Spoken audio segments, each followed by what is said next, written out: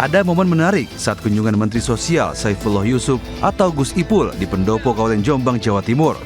Mensos Gus Ipul menaiki mobil minibus dengan plat nomor polisi L1353 PRK yang bukan berplat merah. Namun diketahui plat nomor kendaraan yang dinaiki Gus Ipul diduga sudah kadaluarsa. Penemuan plat nomor yang diduga mati ini pun menjadi sorotan publik karena digunakan oleh pejabat tinggi negara. Plat nomor kendaraan tersebut menunjukkan tanggal kadaluarsa pada Februari 2025. Sesuai aturan, artinya plat kendaraan tersebut sudah harus diperpanjang.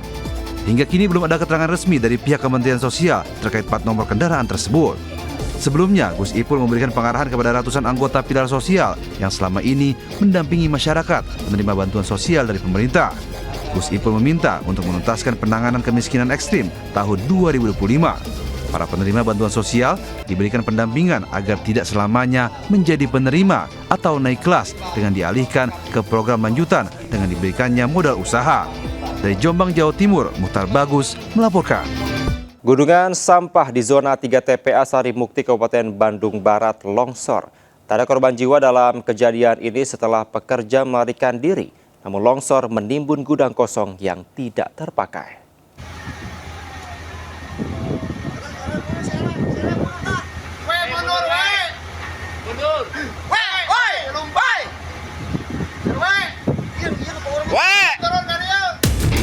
Detik-detik gunungan sampah di zona 3 TPA Sarimukti longsor terekam video amatir. Longsornya gunungan sampah ini diduga dipicu hujan deras yang mengguyur selama 3 hari terakhir dan ada pemadatan jalan tak jauh dari TPA. Pasca longsor, petugas pemungut sampah dan rombongan para pemulung tetap beraktivitas di dataran atas berjarak sekitar 100 meter dari lokasi longsor. Sementara itu, untuk menghindar longsor susulan di zona 3, Dinas Pengelolaan Sampah TPA Sarimukti akan memanfaatkan zona 2 sebagai tempat pembuangan sampah sambil menunggu kesiapan zona 5 atau zona baru. Kita sebetulnya gini Pak, target kita itu zona 3 itu terakhir udah gitu Pak ya. Kita nggak akan kemana-mana lagi selain ke sini. Targetnya begitu, terakhir. Tapi karena kondisi longsor tadi kan saya khawatir kalau kita paksakan kan. Jadi kalau ini belum siap, saya akan gunakan zona 2 dulu. Pak, tapi kemarin nggak ada korban jiwa atau korban luka Pak? Nggak ada ya Pak? Jadi yang satu-satunya yang bangunan teruruk itu adalah bangunan bekas gudang kami yang memang sudah kosong. Zona pembuangan sampah TPA Sarimukti, Kecamatan Cipatat, Kabupaten Bandung Barat sudah kelebihan beban. Atau zona 5 seluas 6,3 hektar baru akan dioperasikan Mei mendatang. Dari Kabupaten Bandung Barat, Jawa Barat, Yuwono Wahyu Ayus melaporkan.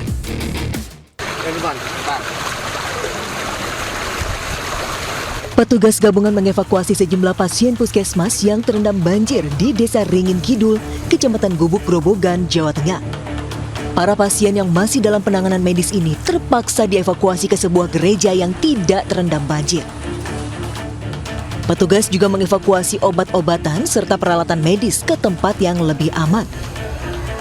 Puskesmas pun ditutup dan aktivitas kesehatan sementara waktu dilakukan di gereja. Banjir masih merendam kawasan ini dengan ketinggian 60 cm. Setidaknya 650 kepala keluarga terdampak banjir. Sebagian warga masih bertahan di rumah dan sebagian mengungsi di lantai 2 masjid. Banjir di kawasan ini akibat jebolnya tanggul Sungai Tuntang di Desa Batu Ragung, Kecamatan Gubuk, Grobogan, Jawa Tengah sejak Minggu lalu. Akses jalan penghubung antar desa juga masih lumpuh terendam banjir. Dari Grobogan, Jawa Tengah, Rustam Nusantara Ainus melaporkan. Pemirsa, Ketua Bawaslu Kabupaten Bandung Barat Riza Nasrul Farah digerebek saat pesta sabu dengan 2 rekannya. Barang bukti 0,84 gram narkoba jenis sabu beserta alat hisap bong diamankan.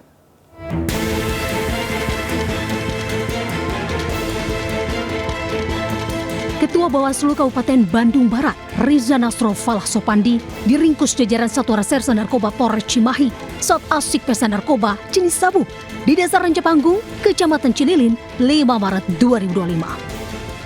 Riza diamankan bersama 2 rekannya.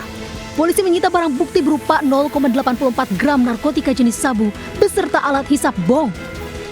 Uangnya dari mana, patungan? Coba patungan dan memang juga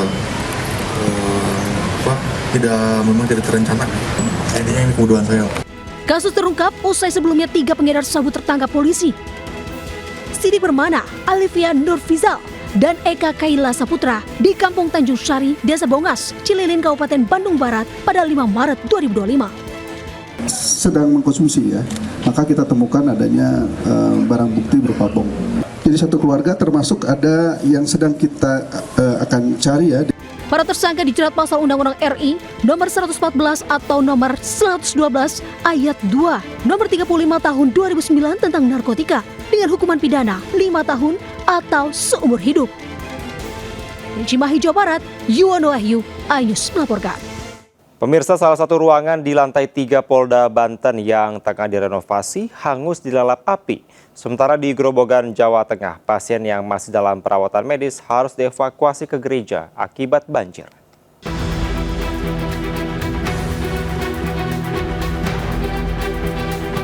Api melalap ruang staf lantai 3 gedung Polda Banten yang tengah dalam tahap renovasi di Serang, Banten. Bahkan kepulan asap sempat terlihat dari lapangan apel Mapolda Banten. Sejumlah petugas mengamankan barang-barang agar tidak ikut hangus terbakar. Api bisa dipadamkan 1 jam setelah tim damkar menerjunkan 5 truk dari Kota Serang dan Kabupaten Serang serta 1 mobil pemadam kebakaran milik Polda Banten. Hingga kini polisi masih menginventaris, mendalami barang-barang yang terbakar serta mencari penyebab pasti asal api. Selain itu, tim laboratorium Polda Banten juga mendalami kebakaran ini apakah ada unsur kesengajaan atau tidak. Dari saksi melihat tadi kurang lebih 21.40 ya, api sudah berhasil dipadamkan 22.20. Di lantai 3. Alhamdulillah bisa diatasi ya. Dukungan dari Samapta, pemadam kebakaran kita, Samapta sama Damkar Kota Serang. Pihak Polda Banten berharap tidak ada dokumen penting yang terbakar sehingga tidak ada pihak yang dirugikan. Dari Serang, Banten, Mahesa Apriyadi, iNews melaporkan. Pemirsa, selain baju lebaran, Pasar Tanah Abang Jakarta juga ramai pengunjung yang mencari kuliner Ramadan. Salah satunya adalah buah kurma yang membuat pedagang di pasar tersebut juga mendapatkan rezeki di bulan Ramadan. Pasar Tanah Abang di Jakarta Pusat kembali dipadati pengunjung saat bulan Ramadan. Selain membeli pakaian baru untuk lebaran, pengunjung di pasar ini juga berburu kuliner khas bulan suci Ramadan. Salah satunya adalah si hitam manis, buah kurma. Bulan Ramadan kali ini pedagang buah kurma di Pasar Tanah Abang turut mendapat berkah dengan kebanjiran pembeli. Kalau di sini yang paling laris tadi kurma Tunisia, Sukari, Ajwa, Mejol, itu juga paling laris itu. Ada 4 varian itu biasanya. Ternyata mereka belinya per kilo, seperempat atau setengah atau gimana? Paling banyak sih ya sekitar 60% orang kiloan kayak gitu, kan soalnya buat keluarga. Ada yang kayak orang buat punya karyawan, belinya kardusan gitu, yang 10 kilo, yang 5 kilo kayak gitu. Untuk harga buah kurma yang dijual pedagang beragam, mulai dari Rp25.000 hingga Rp250.000 per kilogram.